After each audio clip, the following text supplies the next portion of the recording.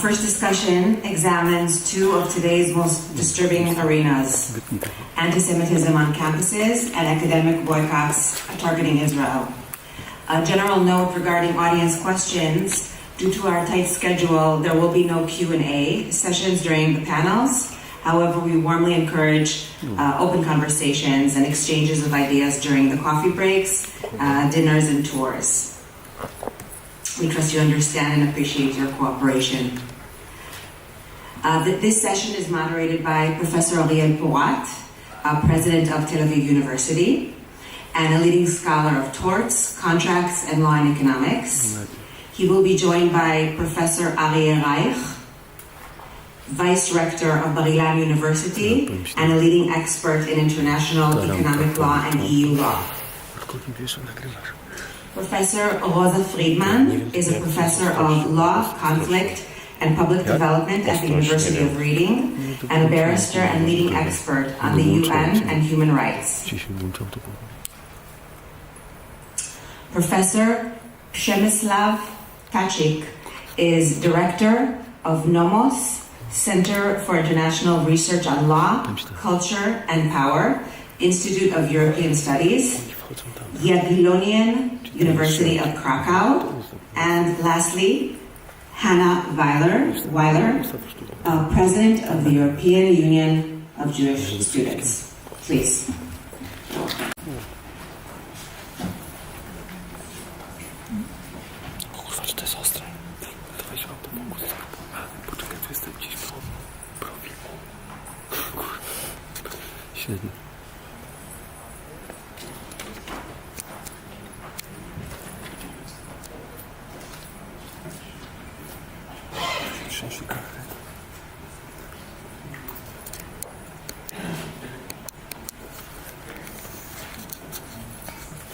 Good morning.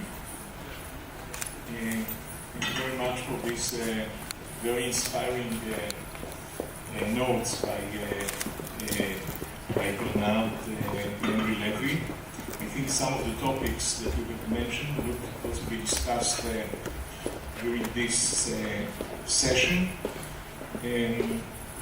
So let me just say a few words of introduction, and then we'll go into the panelists. So the panelists have already been presented, so we could go directly to the issue that we are discussing today.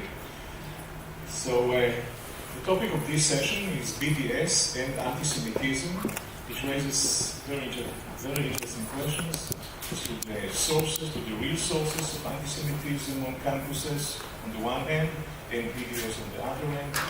The interrelationship between BDS and anti-Semitism on campuses, or anti-Semitism more generally, questions about what can be done about it, either by university leaders in those places in which we witness anti-Semitism on campuses, but also on the side of the Israeli academia, and even by the Israeli government and the state of Israel.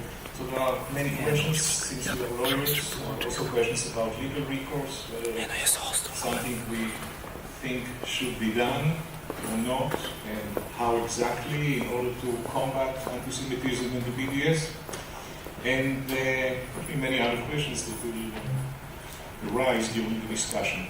But let's start with the facts. I will say a few words about the BDS as Israeli universities, in particular Tel-Aviv University, but I think it's common to other universities, how universities in Israel experience BDS.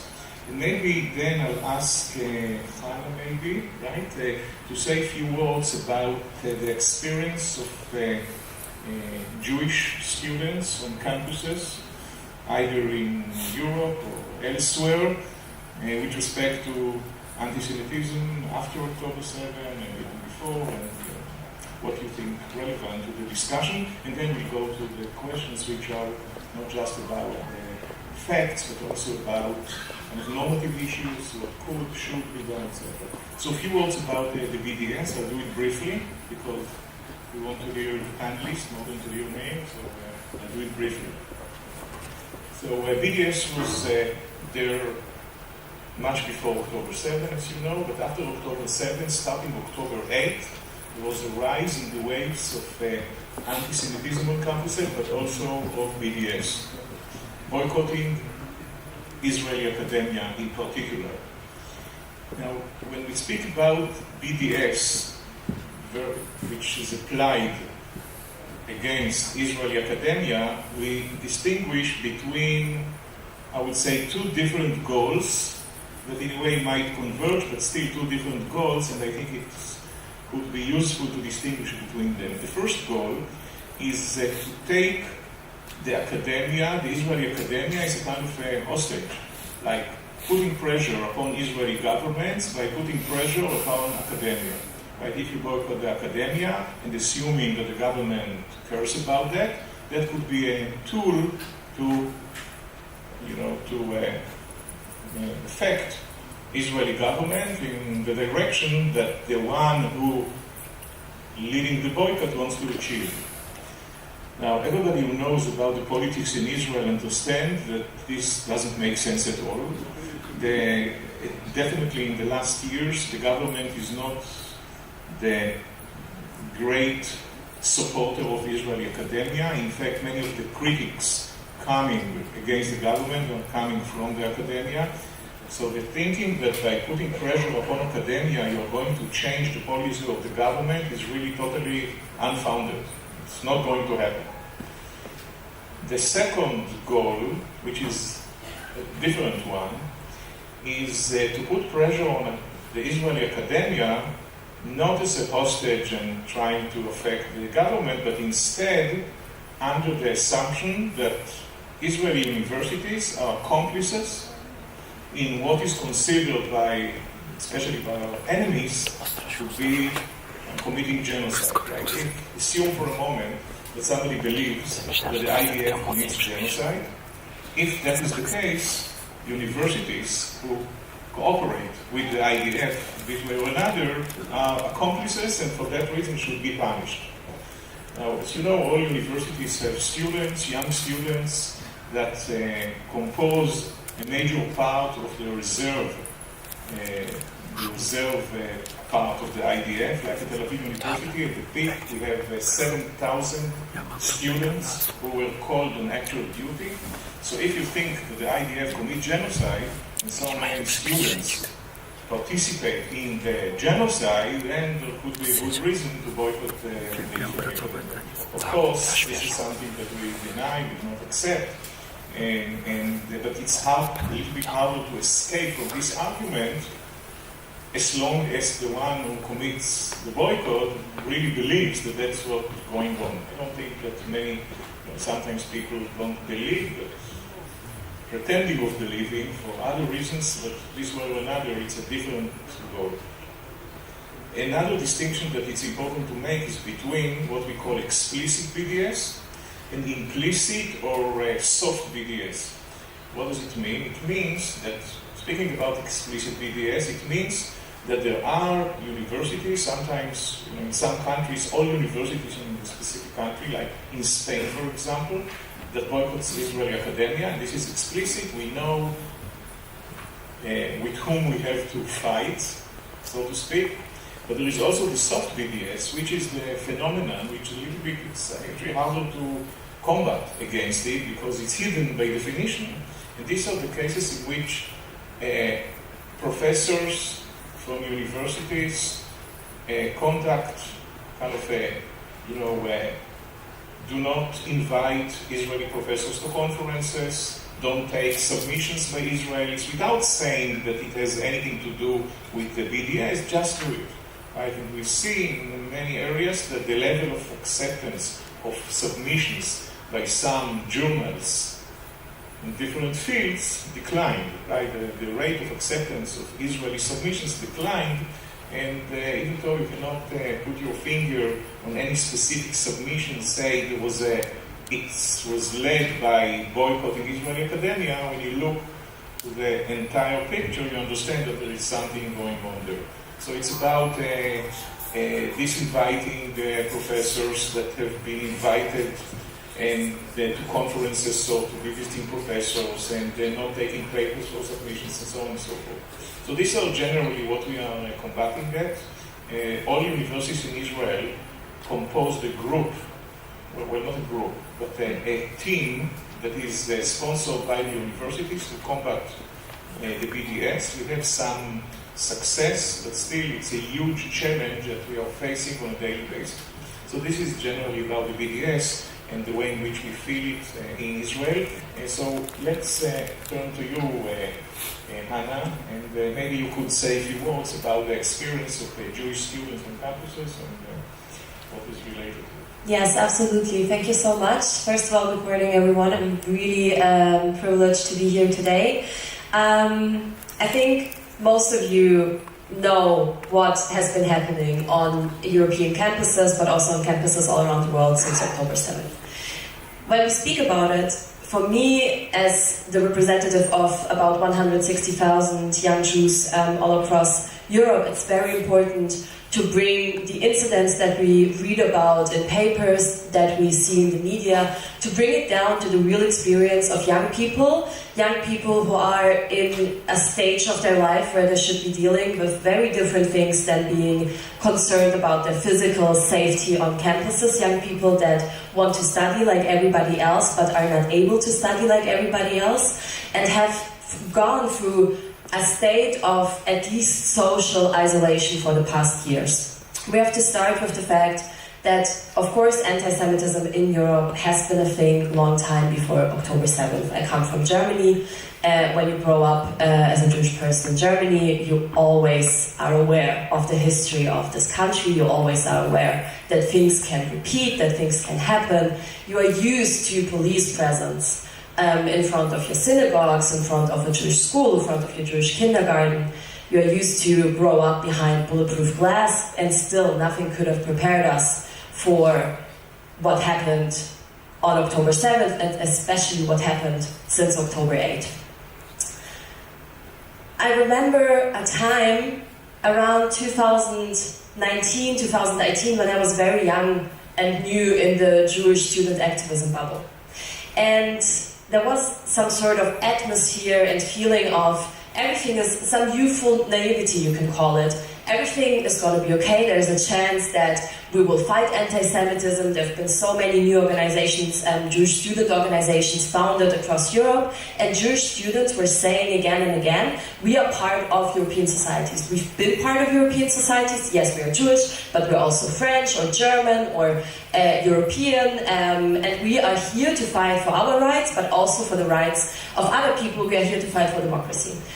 October 7th broke this way of understanding our own identity. October 7th put Jewish students and young Jews in a corner from where it was only possible to defend ourselves as Jews. We were not allowed anymore to be also European, also normal students. We were up a wall behind, with our backs from where we could only defend ourselves, and where we were only allowed to speak about what it means to be a Jewish person and to speak about anti-Semitism. And on the long run, the experience of Jewish students, the isolation, the threats, the boycotts, being called a fascist Zionist, no matter where you stand politically, being called a fascist Zionist on a daily level, in person and online, even as the grandkids of Holocaust survivors and so on.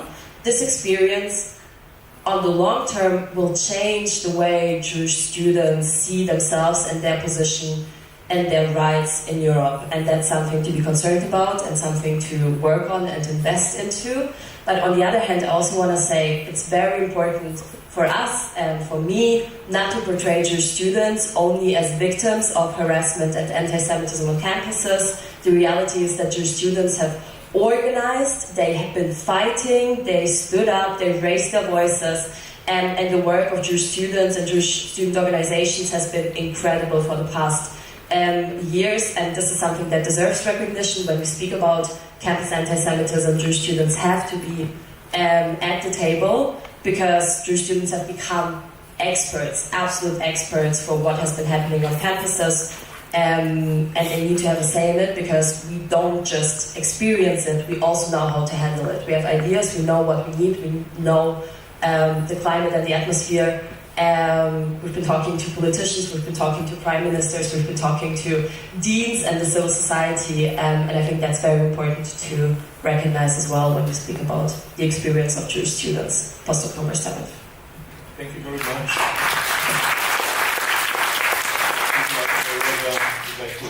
This point, yeah. So thank you very much. I'm going to talk from a UK perspective, but I want it to be really clear that BDS is not just about Israeli institutions. Since the ceasefire, what we're seeing is no Zions on campus. We're seeing Israeli academics being attacked in lecture theatres. We're seeing Jews being attacked. It's not just people who served in the IDF. And we're also seeing an informal boycott that's going on. So we take on a lot of cases for students and for staff as part of this academic network that we set up after the 7th of October. The most recent one that I'm dealing with while I'm out here is a medical student who wants to do a placement in Tel-Aviv in January. Even though her peers are being sent to Pakistan, to Sri Lanka, to places with, potential floods, potential wars, everything else, even though the Foreign Office has said it's absolutely fine to go to Tel Aviv, the person in charge of placements has said no. And even though there's no sort of appeals route, and we know exactly what's going on, we can see his social media, we know that he's part of the BDS movement, this is going on time and again throughout the universities. And so the BDS movement that was always targeted at Israeli institutions and at Israelis is now actually just, the masks have been ripped off, it's just being targeted at Jews. Thank you. Let me turn now to a little bit different question, or a different perspective, which is the question of the interrelationship between anti-Semitism on the one hand and the BDS on the other, and also between anti-Israel or anti-Israel and anti-Semitism, whether it's really kind of two sides of the same coin, or maybe at least sometimes of a different aspect. And maybe adding to that is to what extent the events which took place in the Middle East, right, the war against the Hamas, how exactly it triggered the anti-Semitism and the BDS, to what extent it's just an excuse for, all kind of, so somebody actually waited for the opportunity and everything was there, and if it wasn't the war in Gaza, it would have been something else. So a little bit more focused question then is the relationship between anti-Semitism on campuses, BDS, and the war in Gaza. Ariel? Thank you. It's this important question because we Jews have a tendency to accuse ourselves of the fact that we're being hated. It's somehow analogous to victims of rape. They tend to accuse themselves. Maybe I didn't dress properly, and it's baloney. Of course, we should accuse the perpetrator, the rapist, and not the victims. And it's the same thing here. We think maybe if we did that, they wouldn't hate us. That's not the issue. And I think there are three simple facts that prove that the academic boycott against Israeli university is anti-Semitism. It can only be explained by that. And the first fact is that, as was mentioned here, that the demonstrations against Israel were already started October 8th. Okay, we had not done anything yet. We had not entered Gaza. It would take a month more until we did that. We were still licking our wounds. We were still trying to save people. And they were basically out there celebrating the massacre, celebrating the burning of children, the raping of women. Okay? There's no explanation for that except for anti-Semitism. The second fact is that we expected that, you could explain that, as you said, Ariel, that they're trying to pressure us so that we will stop the war. Okay, so guys, the war stopped. We have now a ceasefire. You would expect that the BDS movement and all the boycott would stop, but they didn't. And in fact, they're actually increasing. We are experiencing an increase of the acts of boycott since the ceasefire. And the third point is that, let's say you really believe that it has to do with a genuine concern of human rights, and that there are universities and their academics say, I cannot cooperate with universities from a country that abuse human rights. Well, take for instance the example of Spain, okay, where all the rectors decided that they're going to boycott Israel. Those same universities, and I checked it, they have on their websites student exchange agreements, cooperation with countries like Iran, okay? In Iran is number 2 in the world of executing its own citizens, okay? Where a woman who doesn't wear the clothes, a sleeve long enough, can be lashed in the street, okay? And one of the definitions of anti-Semitism in the Holocaust Alliance is to apply double standards to the Jewish people. And the same thing when you have Saudi, when you have China, all these countries are okay, but only Israel is singled out. That is a clear example of anti-Semitism. So it's not about human rights, guys. It's not about trying to promote peace. It's anti-Semitism disguised as something else.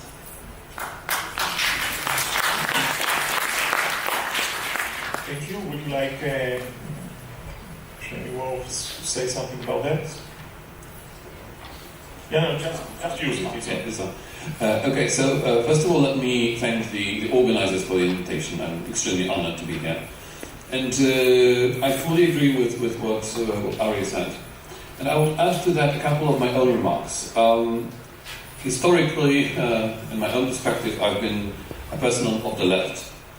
And after October the 7th, I've learned quite a lot about the world and the left, honestly. And in this respect, I very much agree with what Professor Levy said in his opening remarks. And what I have witnessed, also for a certain period participating in the academic institutions related to the left, or trying to even to run one, that would be on the left, but obviously would not be connected to any sort of anti-Semitic intoxication, is that right now anti-Semitism is taking new forms. And I'm saying that as a sort of a complex issue, because everyone who has studied anti-Semitism knows that anti-Semitism is never new, in a sense that it always somehow recycles the existing patterns, the existing connotations, the existing clusters of ignorance and some kind of pseudo-arguments. But in a sense, what we are witnessing right now is new. Anti-Semitism and anti-Israelism in particular is condensating right now some kind of very important ideologies of the left. You can see that very clearly by the use and misuse of post-colonial theory, the misuse of colonial arguments against Israel. You see that Israel very often is displayed, is described as a colonial state, which of course on a number of reasons is an absolute fallacy. And what is quite striking about that anti-Semitism returns to, I believe, to the social functions that it had in the interwar period and before the First World War. We know the famous quip about anti-Semitism as socialism of the idiots. Yeah, that's a misquote, but all this way. But what we witness right now is anti-Semitism as post-colonial theory of the idiots, I would say. In a sense that somehow it concentrates the attention of people, most of them completely ignorant of the history of Israel, history of the Jews, history of the whole Middle East. And I know that because I talk about that with my students, and I witness to which extent they lack the fundamental basics. They have like just a few ideas that are very strongly influenced by what is being distributed through the internet. And this is something that I think we cannot overlook. Of course, we can deplore it also as a form of utter ignorance, but we cannot be oblivious to what kind of new threats and new forms of anti-Semitism it presents. Anti-Israelism right now compensates anti-Semitism. We know very well in which respect the word Zionist is a replacement for the Jew in the minds of anti-Semites. We've witnessed that in many countries for a number of years. Famously in this country in 1968, a campaign against Zionists was a disclosed campaign against the Jews. So it was politically legitimate to say that Zionists need to be removed from Poland, but of course no one officially would have anything against the Jews. And any coincidence between Zionists and the Jews will be completely accidental in the light of this idiotic ideology. So to sum up, I believe that there is a very important and new form of anti-Semitism that is trying to exploit the current tensions in the world, the tensions between global north, global south, some kind of leftist recognitions or misrecognitions that are being somehow converted to anti-Semitism, and Israel begins to occupy in a number of leftist minds a pivotal place. I mean, obviously it's not a new thing. We know after the Six-Day War and the support of the Arab states by the socialist bloc how long that developed. So obviously in a sense it's not entirely new. But right now you can see that anti-Semitism connotes some kind of revolution or resistance. This year I've been to Genova in Italy, and in the city center you can see a lot of anti-Israeli and anti-Semitic statements. Very close by you have one of the campuses of the university, social sciences and philosophy, which, if to judge by the slogans that have been painted on them, are precisely the strongholds of resistance. And you may begin to wonder what kind of resistance, against whom, against what? So basically against the West and the colonizers. Obviously you can ask yourself, okay, but this is the West. Genova is the West. Well, apparently in some kind of phantasmatic display, it's no longer that. It's some kind of a fight that is being waged, and Israel plays a crucial role precisely in this whole ideology. Thank you. Before letting you say what you wanted to say, I want to sharpen a point that has been came out from, especially from what Ariel said, and maybe you or others could also relate to that too. So we used to say, and not used to say, it is true that October 8, even before Israel attacked Gaza, we've seen this rise of anti-Semitism and boycotting Israeli academia, not all Israeli academia, no question about that. But I can tell you from personal experience that it became worse and worse and worse. So it's not the same thing as it was, some people say the climax was, this is wrong. It became worse and worse and worse. Now, I can tell you again from my own experience, there are also friends of Israel and friends of universities, some of them are personal friends, that changed their attitudes toward Israel during the last 2 years. Whether they were right or wrong, this is another question. And I agree like 90% of what you have said, of course, like blaming the victim in this regard, Israel as a kind of a victim of boycotting and the Jewish people the victim of anti-Semitism, this is the wrong way to go, definitely for us, but I think that it's a really strong point. But at the same time, when we sit together, like among friends, not how to present this attitude towards people outside of the family, right?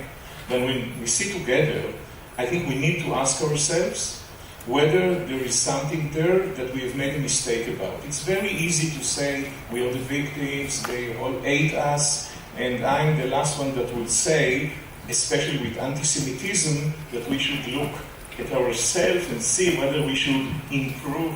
Come on, this is definitely not what we want to argue. But at the same time, or maybe I'll give you an example and then I'll turn to you. I'll give you an example of what happened in Israeli academia about 2 months ago.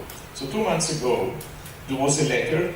I was one of the initiators of this letter that has been signed by 5 presidents of 5 Israeli universities, among them the 4 top universities in Israel, which are Tel-Aviv, Hebrew University, Weizmann Institute, and the Technion. Other universities are good as well, but those 4 universities have been signed a letter, and in addition also the Open University. That letter was addressed to our Prime Minister. It wasn't a critics sent to the UN, or it was a letter that university president sent to the Prime Minister of Israel saying, in a very mild way, Israel should do more to mitigate the consequences of the humanitarian crisis in Gaza. Now, of course, there would always be people saying, come on, you join the campaign of the Hamas that makes the argument that Israel is brutal and commit genocide, etc., etc. This is, of course, wrong. It comes from the opposite direction of people that really care about their country, people that care also about the long-term interests, not instrumentally, but about your own moral character. You know, we are the Jewish people. Jewish people, the Jewish spirit shouldn't tolerate, right, innocent people being killed. Of course, sometimes we should recognize that these are collateral damage that cannot be avoided. I would be the last one to argue that when you fight terrorist organizations, you could do it without collateral damages of innocent people. Of course, there is no way to do a war unless you also sometimes, unfortunately, injure or damage people who are either uninvolved or innocent. But that doesn't mean, even by saying it clearly and doing a little bit more, that you try to mitigate the consequences with respect to innocent people. I don't see any price that we pay by saying that. Now, we have done it because we believed and still believe that this is the Jewish spirit. Even if it's your enemy, don't misunderstand me.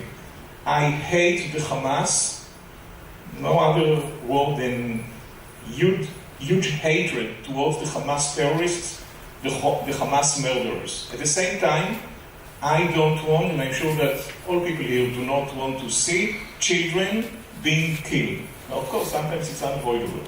And you see, this is exactly the point I'm making. It's very easy to say everything is about them, we could do nothing. You know, this is sometimes an attitude that works quite well when you try to convince someone from outside. But when we look at ourselves, we should ask ourselves whether there is something that should be done. No, it's the very good example that you gave of the victim of rape trying to see what she or he could do in order to avoid rape. Of course, I totally agree with you. But there are some other areas in which I think the attitude could be different. Please, Rosa. Thank you. I'm going to disagree a little bit with everyone on this panel. I think if you're in universities across Europe, you've got the people who were always anti-Semites that have spent decades getting the terms like settler colonialism and apartheid sewn into the academic literature, and then students are learning that, and now it's being ripped off, the masks. You've got Islamists who we know there's lots of funding from Iran, amongst other places, and you've got people who have used this as an opportunity to spin out their sort of Islamist hatred of Jews. But you've also got a lot of young people who just want to fit in. And if you have to say the word genocide to be invited to the party, if you have to go to the encampment and have a cup of coffee or whatever to be able to be in the WhatsApp groups, and this has become the cause célèbre for these students, and lots of them, because I go around and I talk to them on encampments, they don't know that they're using anti-Semitic tropes. They understand that if you paint Barack Obama eating a banana, that that's anti-black racism, but they don't know about anti-Semitic tropes and blood libels and all of these. And lots of them are able to engage and willing to engage and want to do better because they're on the left and they're very progressive and they don't want to do anti-Semitism. But what we have is a core of students who are being led by staff who are themselves anti-Semitic, and they have ripped the masks off now. What previously was always accepted as kind of anti-Israel criticism, not wanting to work with Israeli institutions, is now openly being said as, Xio-free campuses. I think we have to have that nuanced distinction because we can't treat everyone as though they're anti-Semites. And also because if we want to work with the majority of these students who are going to become members of government or in the media or doctors or whatever else, our role is to educate them as to what anti-Semitism is, not just simply to say to them, you can't criticise. I want my students to protest against wars. I want my students to care about human rights. I want my students to go out there in encampments if that's what they believe in, but I want them to do it with knowledge, as you were saying, not out of ignorance. And our role, I think, as Jewish academics is to engage with these students, not to simply tell them they're anti-Semitic for caring about human rights of children in Gaza. I think amongst friends, we have to acknowledge that the humanitarian catastrophe in Gaza has caused an awful lot of upset around the world because it's being live streamed. And Kogat have done phenomenal work and not managed to get their message out as to how many crossings are open. Israel does a terrible job of PR. And so when we're out there talking to them about humanitarian aid or about field hospitals or about what Israel's done in Syria, we're giving this message, but there's no information coming out from the State of Israel. Why is the State of Israel hiding what it's doing in Syria, how it's helping the Druze, how it's helping in field hospitals during Assad's regime? Why is it left to us to kind of have to explain that to our students?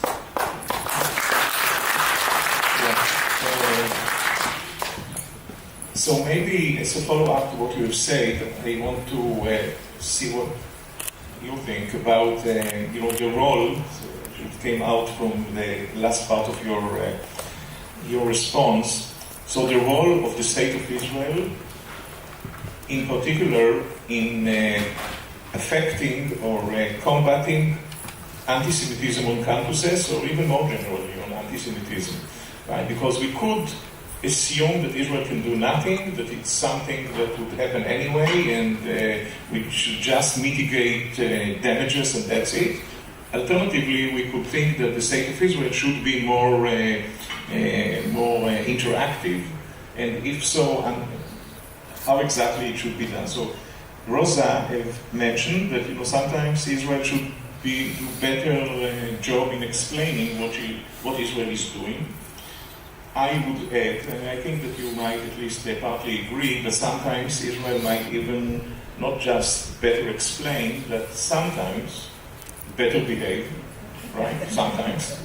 And so I wonder what else Israel could do. So let me maybe divide my question to you into two parts. One is what Israel could and should do with respect, boycott is one thing if you want to, but mostly with respect to anti-Semitism on campuses. And the second part would be what we should expect from academic leaders,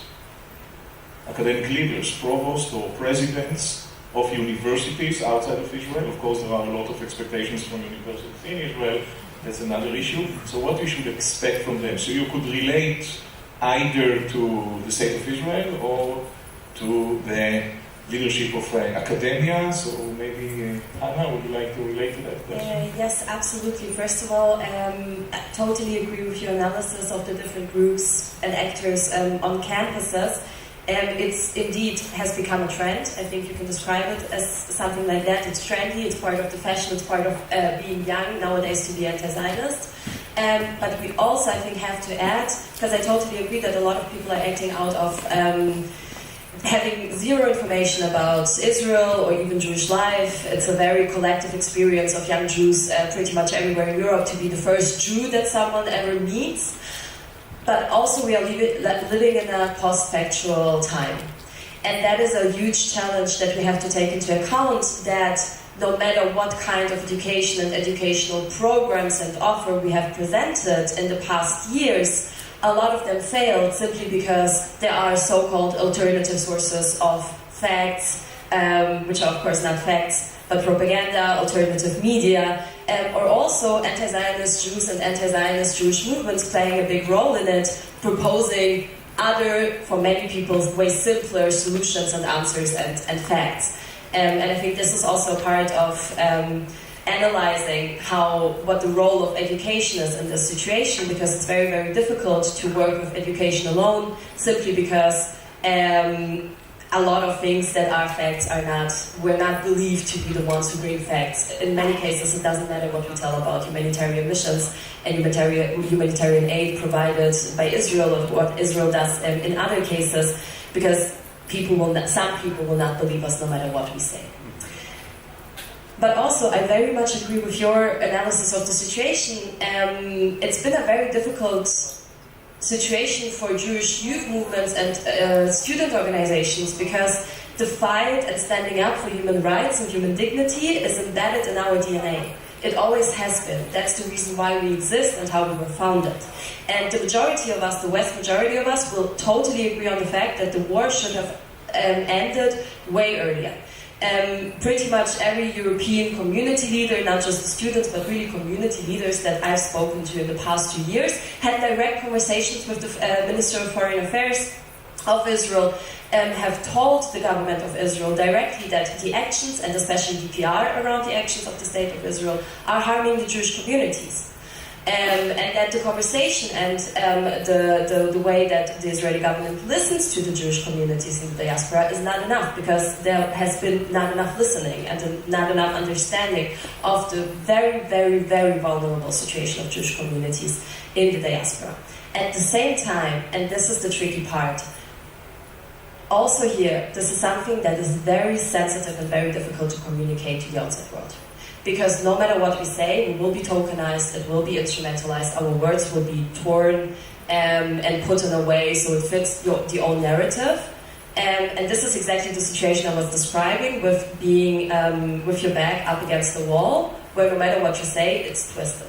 And I think that's an important part of this as well. When it comes to what we can expect from academia, either in Israel or here in Europe, there's oftentimes an expectation, we've faced that many, many times, that people who are personally affected by anti-Semitism will go out, will go to encampments, will go and speak with students holding up a Viva Intifada poster.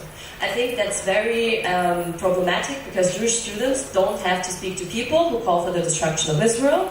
And they can if they want to, but there has been an active expectation from university leadership that the Jews, the ones affected, will now go and speak with people who wish them dead, who have celebrated October 7th.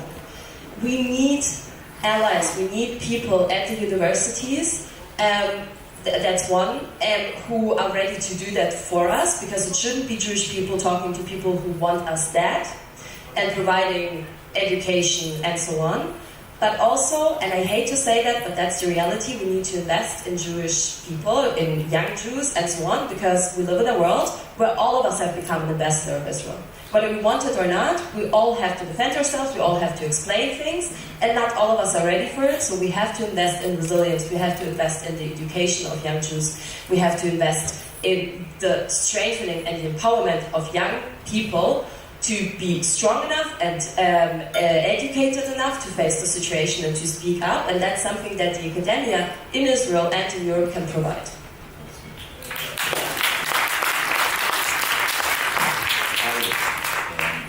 So I agree with things being said here. I just want to say, in relation to what you've said, that it's very important to distinguish between criticism and boycott. So yes, Israel is a democratic country, and within Israel there can be criticism of the government. There can be criticism outside of Israel against the policies or acts of a certain Israeli government. That does not amount to anti-Semitism. But boycott, that's a different story. I mean, I'm sure that many, many people in Europe have very severe criticism against the policy of the current American president. But nobody cuts off academic ties with American universities as a result of that. Not to speak about China and Iran and the other examples that I mentioned. And we are here on a session on academic boycott. And academic boycott is like, it's an oxymoron. Because the whole idea of academia is exchange of ideas, is cooperation, international cooperation. When you boycott an Israeli professor who comes to lecture about the situation in the Middle East, it means I don't allow you to speak. I don't give you freedom of expression. I don't want to hear what you have to say. It's the exact opposite of what academia is about. And this is something that a very important message that we have to get out, that to boycott Israeli universities and Israeli academics, that is anti-academic. That is absolutely anti-academic and can't be tolerated. Let me take your point, and maybe others would like to relate to it. I agree, of course, with what you have said, but at the same time, take this type of boycotting that I mentioned at the beginning, which is directed to specific universities, say for cooperation with the IDF. Right? Suppose, in each university in Israel, you will find faculty participating in research, sometimes supported, sometimes even initiated by the IDF, and sometimes by other security services, and this is fine. It happens all over the world.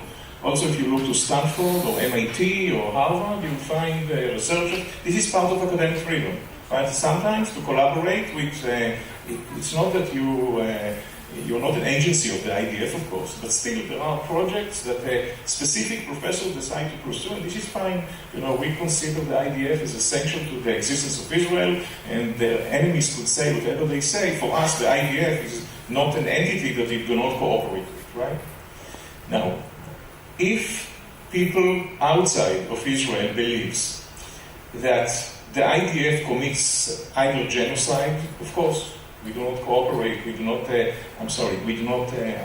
course we do not accept these arguments, but there are even friends of Israel that believe, not that Israel commits genocide, but there are like kind of misbehaviors by Israel, by the IDF.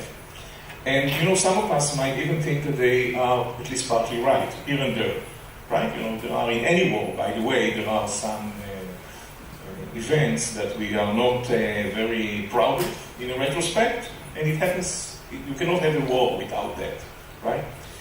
So what I was saying is that we should do whatever we can, that we would feel that, first of all, for ourselves, not necessarily for others, for ourselves, that we are doing whatever can be done in order to conduct the war in a way that later on we would feel good with, as far as you could feel good with having a war. But that's, something that has been posed upon us, and if we do it right, I think that there would be those people that at the moment are not with us. Some of them would, many of them would be against us, whatever we do. But there would be some others that might think differently about us. Actually, it raises an interesting question that I just mentioned, if you want to relate to. There is a dilemma within Israeli academia. To what extent you want to distinguish yourself from the government? Academia is not the government, regardless of what the government is. Whether it's the current government or a prior government, academia is not the government. Criticism of the government always comes from academia in all democratic countries, and this is fine, it's even good. And part of the issue with boycotting Israeli academia, that many people confuse the government with the academia. Again, regardless of what I or we think about specific acts of the IDF or Israel or the government, we are not the government, it's a different entity. And this is also an issue that you want to think about, right? Whether we want to distinguish ourselves or not, because within Israel the distinction is clear. You don't even need to say so.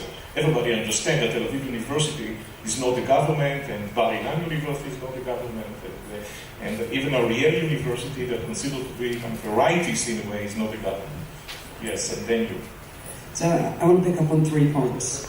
Please let me. Really quick ones. Yeah. The first one is that many of these boycott movements do boycott, they want divestment from all militaries and from all weapons. So it's not only focused on Israel, they're actually asking universities to divest from fossil fuels and from weapons. So the IDF is only one component of that, and I think that's important because it's not all focused on Israel. I think your second point's really interesting.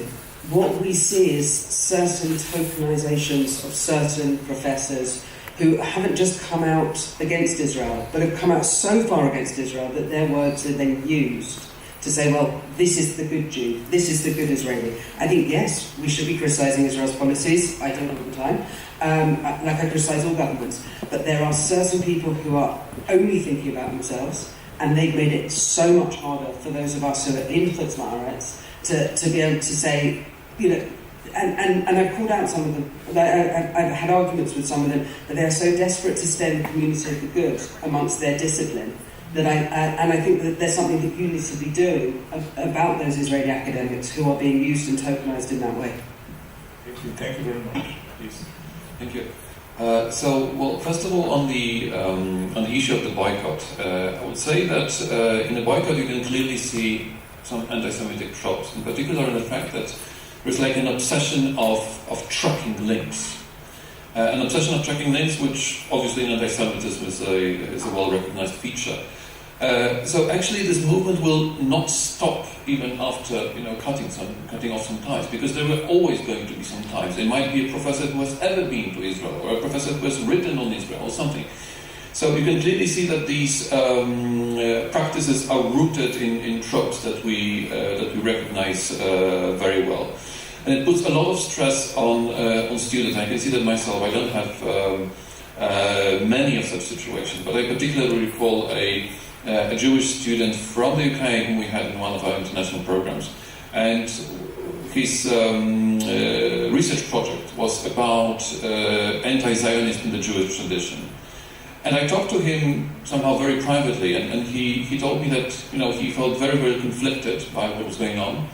And he felt that as part of almost his duty or some kind of expectation of his environment was that he would demonstrate a vivid resistance against Zionism.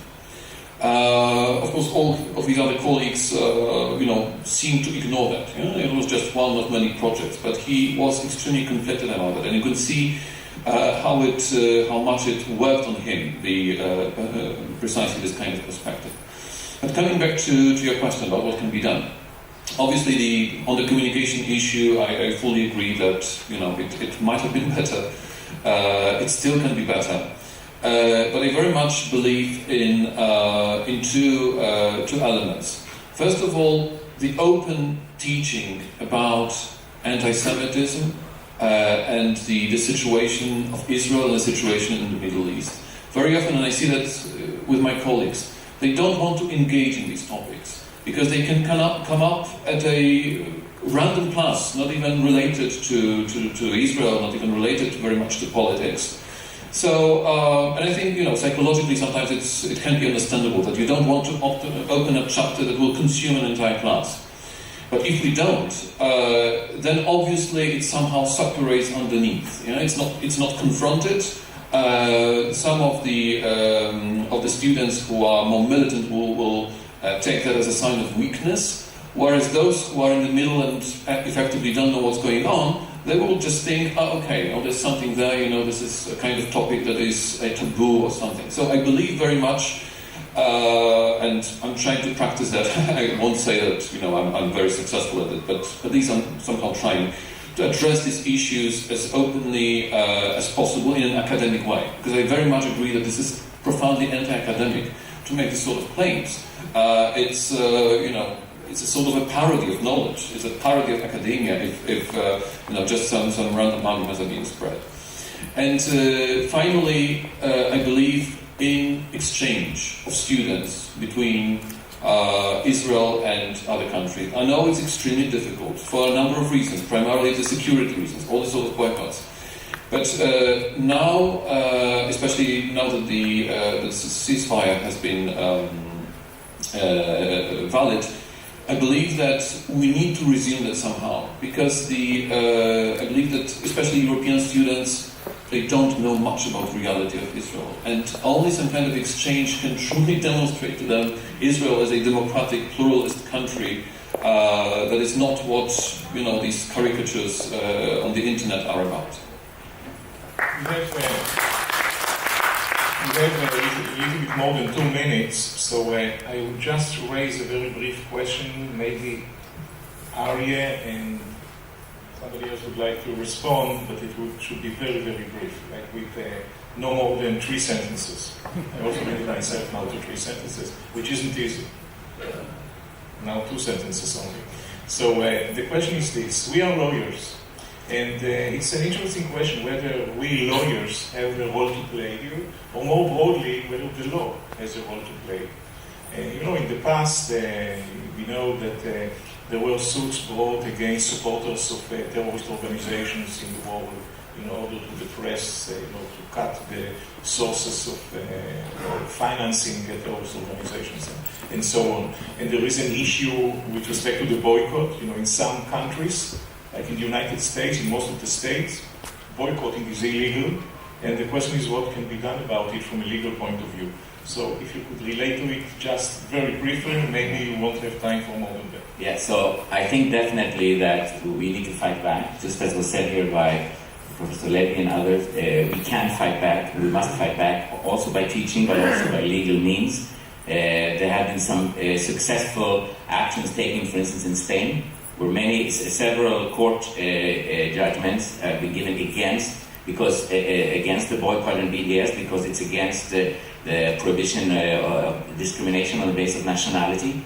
And things can be done also in Europe, and there are being done. And I think that with all these enormous legal power here in the room, I think that there are many people here who could help, who do things. And sometimes it's more convenient for a Jewish organization to take action than for the university, because the university sometimes don't want to sue another university when they want really to cooperate. But if a Jewish organization does that, they can do a lot of other things that the Israeli university can't do.